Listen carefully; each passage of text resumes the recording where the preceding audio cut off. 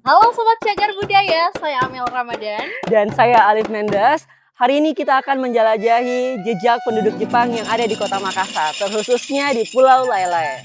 Pulau yang terlihat tenang dan damai ini ternyata menyimpan banyak sekali histori-histori masa kepeperangan Jepang. Untuk itu, Mari kita naik perahu dan jelajahi Pulau Lele.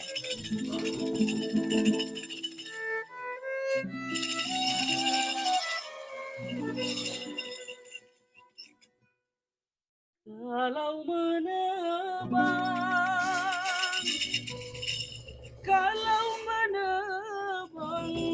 akhirnya kita udah sampai di Pulau Lele. Nah, kita juga bakalan mencari tahu dan menelusuri apa-apa yang ada di Pulau Lele ini. Nah, betul sekali Kak Alif, saya sangat excited untuk datang ke sini karena akan ada banyak cerita-cerita baru yang kita gali di sini. Untuk itu jangan kemana-mana dan ikuti terus keseruan kita hari ini. Saya Amel. Dan saya Alif Mendes.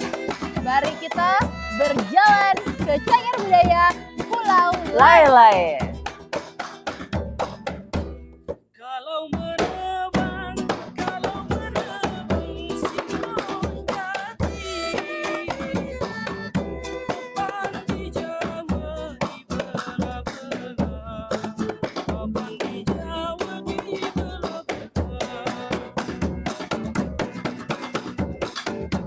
Jadi Pulau Lele ini termasuk pulau yang cukup besar untuk dikunjungi oleh masyarakat.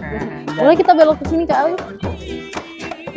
Nah, jadi Kak Alif, Pulau Lele itu sendiri merupakan salah satu pulau yang ada di Kota Makassar bersampingan dengan beberapa pulau lainnya seperti Pulau Kayangan dan juga Pulau Kodingareng dan beberapa pulau lainnya.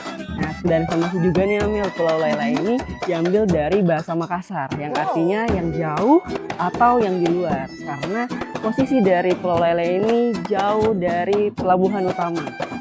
Nah Kak Alif, sejak masa kerajaan Duatalo yang telah kita bahas di episode sebelumnya, pulau-pulau kecil ini sudah menjadi bagian kehidupan dari Maritim Makassar.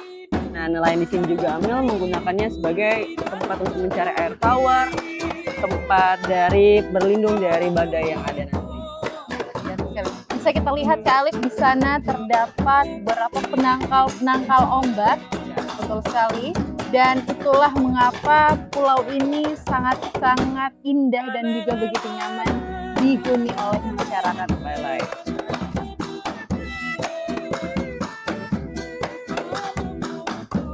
Nah, lihat di sana, posisinya persis berada di depan pelabuhan Makassar, menjadikan pulau ini sebagai tempat yang cocok dan sempurna sebagai sistem pertahanan. Di pulau ini juga Amel, pergerakan semua kapal keluar masuk dari pelabuhan bisa dipantau. Jadi pulau ini seperti pos penjaga pintu masuknya kota Makassar.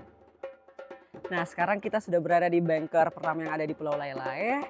Dan kita bisa lihat Mel, di belakang kita ini strukturnya masih utuh. Padahal sudah 80 tahunan. Wow, luar biasa. Dan Kak Alif, konon katanya bunker satu ini ada tembusan jalan ruang bawah tanah gitu sampai bahkan ke Benteng Fort Rotterdam. Saya sangat penasaran dengan kisah itu. Dan konon katanya bunker yang ada di Pulau Lele ini ada dua. Ada bunker 1 dan bunker 2. Nanti kita akan menelusuri pulau ini dan mencari bunker 2 itu di mana, Kak Alif. Ya.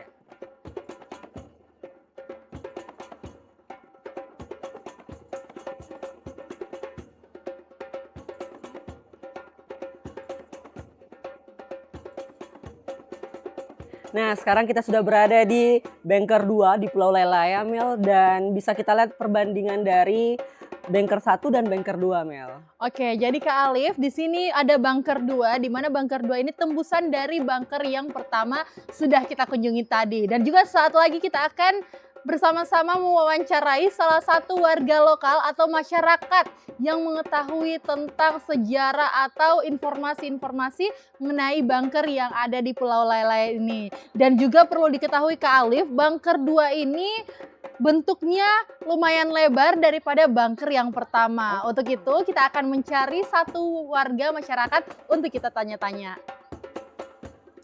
Halo Sobat Cagar Budaya. Nah, sekarang kita sudah bersama Ibu Andra Dengbau selaku penjaga bunker dari Pulau Layla itu sendiri. Dan sekarang kita akan sedikit bertanya-tanya terkait dengan beberapa informasi bunker di Pulau Layla ini. Selamat siang, Ibu. Siang. Iya, boleh sedikit ini Bu tanya-tanya terkait dengan bunker yang ada di sini? Oh iya boleh. Ya boleh, kalau boleh tahu Ibu, boleh diceritakan sedikit terkait dengan sejarah dari bunker ini sendiri? Ah iya boleh. Jadi terkait sejarahnya saya kan masih umur 49, kurang lebih 49. Kalau menurut orang tua saya, karena orang tua saya adalah penduduk pertama Pulau Layla yaitu keluarga Malolo. Iya. Kami di sini sudah beranak cucu, sejak adanya pulau ini sudah ada memang ini bunker. Oh. Jadi menurut orang-orang terdahulu kami, bunker ini adalah buatan dari Jepang. Ya, atau Belanda. Yang jelasnya yang dua itu. Mengapa dinamakan di sini? Dulu kita tidak tahu namanya bunker, tapi kita hanya menamakan perlindungan. Perlindungan. Karena menurut kakak-kakak yang lebih dulu lahir dari saya, katanya pernah ke dalam bermain-main. Bahkan di dalam dulu ada semacam kursinya, mejanya, peninggalannya, tapi kan kami tidak tahu itu siapa yang ambil. Karena selama ini tertimbun. Jadi mengapa kita gali dari 2003 kemarin, kita gali di bulan 4, karena adanya gangguan reklamasi Pulau Layla. Kita menggali kembali, ingin memperlihatkan bahwa kepada pemerintah yang ingin menggugat reklamasi ini, bahwa kita di sini ada cagar budaya yang ingin dilindungi. Jadi kita ingin melestarikan kembali cagar budaya ini yang ada di Pulau Layla, seperti bunker 1, di sini ada bunker 2 namanya. Terus konon katanya ini masih asli, kita tidak ganggu-ganggu ini batu-batu memang ini. Dan menurut nenek-nenek saya, ayah dari ibu saya, beliaulah yang menggarap bunker ini dengan penjajah. Waktu masih zaman penjajahan, karena memang nenek saya adalah penduduk pertama Pulau Layla. Yaitu namanya keluarga Deng Mamba. Keluarga Deng Mamba. Jadi keluarga Deng Mamba ini teman-teman merupakan salah satu penduduk pertama di Pulau Layla ini. Dan ibu saya sudah berjalan-jalan tadi mengelilingi bunker 1 dan saya lihat lorong-lorong yang ada di bunker 1 dan 2 ini di bunker 2 lebih ini ya Bu ya, lebih bagus. Luas. Ya, lebih luas memang. Menurut cerita sih terkait bahasa-bahasa dulu, orang tua dulu, tapi kami anak-anak cucu sekarang tidak pernah melihat. Tapi konon katanya di sini ada sebuah terowongan yang tembus ke Rotterdam. Jadi seperti itu, cuma kami tidak berani untuk menggali itu. Kita hanya mendapat sebuah galian, ada tangga turun, 3 tangga, terus belok ke kanan, belok ke kiri. Sampai tembus di bunker 1. Katanya ada juga, tapi kita tidak berani. Maklumlah sekarang ini zamannya lagi takut ada binatang, ya kan? Takut ada yang hal-hal aneh, karena sempit ya Bu ya. Ada nggak orang yang pernah masuk untuk dekat-dekat ini menelusuri bunker-bunker ini? Kita sering masuk. Sering masuk. Ya. Kita sering masuk di sini. Cuma sekarang kami tidak berani karena musim hujan, takutnya ada kelongsoran di dalam. Seperti juga yang bunker di bunker 1 itu pernah kejatuhan pohon sampai pagarnya ini patah. Karena kita di sini bunker 1 dan 2 Pulau Layla itu sudah disentuh tangan Dinas Kebudayaan. Jadi saya salah satu warga Pulau Layla, penduduk pertama orang tua saya Pulau Layla, saya lah penjaga bunker di Pulau Layla. Bunker 1 dan 2 saya diberikan SK resmi dari Dinas Kebudayaan. Jadi nama saya Andra Dengbau. Saya cucu pertama atau cucu bungsu, anak pertama dari Deng Mamba yang bekerja sama dengan Jepang dan Belanda waktu penjajahan. Jadi sekitar di sini selain ada bunker, ada sumur kuno, ada kuburan kuno, terus ada tanggul sekeliling yang masih bekas tangan nenek saya. Jadi kita tidak rubah-rubah ini, batu-batunya tidak. Ini hanya sekedar kita tambahkan dinding supaya air tidak masuk. Jadi seperti itu aja. Dan yang menggali, waktu 2023 kemarin itu yang menggali adalah kakak saya yang bernama Bob atau Anton Dentompo. Dia menggali 19 hari sudah tembus dalam 2 bunker. Informasinya cukup penting untuk kami. Dan itulah dia teman-teman Sobat Cagar Budaya, beberapa informasi penting yang sudah kita gali bersama Ibu Andra Dengbau. Dan di sini kita sudah bisa lihat bahwasanya Pulau Layla memiliki cagar budaya yang perlu kita jaga dan juga melestarikan keindahannya. Untuk itu terima kasih kami akan Sama-sama. berkeliling lagi Boleh. melihat bagaimana bentuk-bentuk dari sekitar bunker-bunker ini. Iya, boleh.